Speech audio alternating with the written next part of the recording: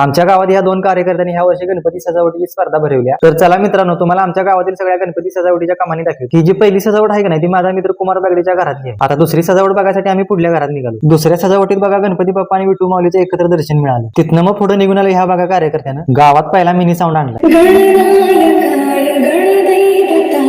मग डीजे ऐकून आम्ही विघ्नेशच्या घरची कमानी बघायला आलो. तिथनं मग पुढे राहुल पाटीलच्या घरी आलो. तर त्यानं बघा खास क्रिकेट प्रेमीसने आवडेल अशी कमानी बनवली. शौर्य चोगलेच्या घरात पण बघा कमानीला हुबेहूब नारळाचा आकार दिला. विश्व विजय पाटीलच्या घरी आलो तर आम्हाला शंकर महादेवाचं दर्शनच घडलं. तिथनं मग आम्ही मयुरेश पाटीलच्या घरी आलो. तर त्यानं त्याच्या कमानीतून असा संदेश दिलाय की आजच्या विकसित युगात शेतीसाठी किती जरी आधुनिक यंत्र आली का नाही, तरी आपल्या बळीराजानं शेतीसाठी वापरता येणाऱ्या जुन्या गोष्टी कधी विसरायच्या नाहीत. मग ही कमानी बघून आम्ही डायरेक्ट राहुल लवारच्या घरी पोहोचलो. त्यानं शंकर महादेवांचा हिमालयातला देखावा लय भारी बनवलाय. मग तिथनं पुढे आम्ही डायरेक्ट वैभव पाटीलच्या घरी कमानी बघायला पोहोचलो. तर मित्रांनो, उद्याच्या व्हिडिओमध्ये या स्पर्धेचा निकाल आणि या स्पर्धेचा सगळा फुल व्हिडिओ ज्या युट्यूब चॅनलवर येणार आहे, त्या युट्यूब चॅनलचं नाव मी उद्याच्या व्हिडिओमध्ये सांगणार आहे. तर या स्पर्धेचे विजेते बघायसाठी तुम्ही उद्या